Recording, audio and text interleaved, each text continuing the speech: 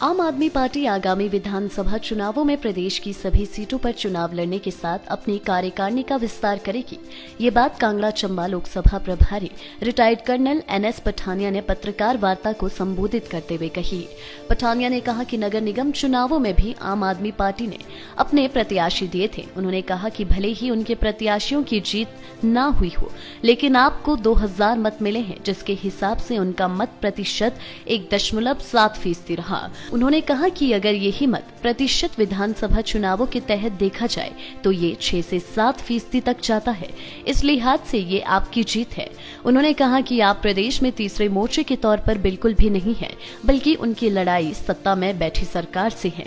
उन्होंने कहा कि आज प्रदेश 70,000 करोड़ रुपए के कर्ज तले दबा है। स्वास्थ्य सुविधाओं से लेकर प्रदेश में शिक्षा का स्तर गिरता जा रहा है।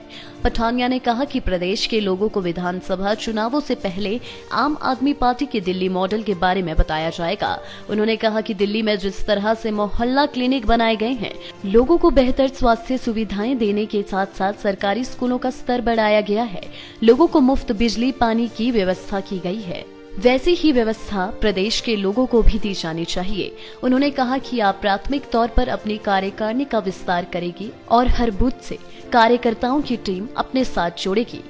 आप सबको अभी तक तो इतना अवगत हो गया होगा कि 31 जनवरी 2021 को शिमला में Shri Satyendra Jain health minister Delhi government आए थे शिमला में, और इन्होंने ऑफिस का वहाँ पे इनॉग्रेशन की थी, आम आदमी पार्टी का जो मुख्यालय है। तत्काल ही उसी समय इन्होंने ये घोषणा की कि केजरीवाल सरकार जो है वो 6 प्रांतों के बीच इलेक्शन लड़ने वाली है, 2022 के लोकसभा के इलेक्शन, जिसमें हिमाचल प्रदेश को भी शामिल किया गया है। विधानसभा का इलेक्शन 2022 के वो लड़ेगी। उसके बाद वहाँ से ही जो इंस्ट्रक्शंस पास हुई हैं मुख्यालय शिमला से, वो इस प्रकार से हैं कि प्रदेश को 4 लोकसभा क्षेत्रों के बीच में बांटा गया है।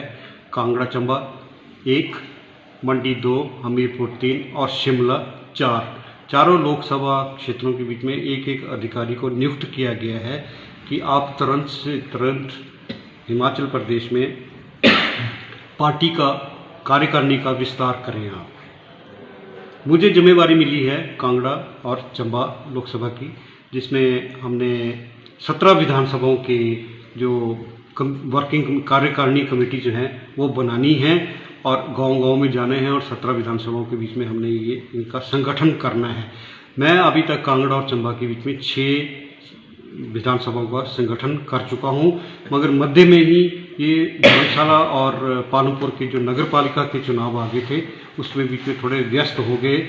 अभी धर्मशाला और चुनाव, ये जितने भी हमारे 4 शहरों के जो नगर पालिकाओं के चुनाव हुए हैं, उसमें जितनी भी आपके साथ में पोलिंग हुई है, जितने भी वोट पड़े हैं, उसके मुताबिक हमारी औसतन जो है 1.67% वोट आते हैं।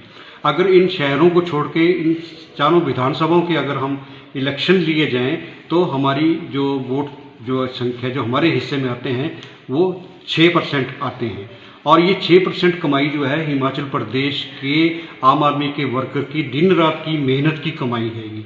अगर हम ये 6% जो है 1 महीने के बीच में लोगों के पास जा सकते हैं केजरीवाल मॉडल लेके, तो हम 15 महीने जो हमारे 2022 के जो पड़े हुए विधानसभा इलेक्शंस के, तो मुझे पूरी आशा है कि हम 22 से 25% वोट जो है हिमाचल प्रदेश में लेंगे। लाइव टाइम्स टीवी के लिए नूरपुर से लवली शर्मा की रिपोर्ट। गोलू मोलू बाबू सोना, सबका दुश्मन है ये कोरोना। जब भी घर से बाहर जाना, मुंह पे अपने मास्क लगाना। घर गलती से टच हो कहीं तो हाथों को सैनिटाइज करो ना। जिस पे चले ना जादू टोना, भूत का बच्चा है ये कोरोना। सोशल डिस्टेंसिंग में रहो ना, वरना हो सकता है कोरोना। गोलू मोलू बाबू सोना, सबका दुश्मन है ये कोरोना।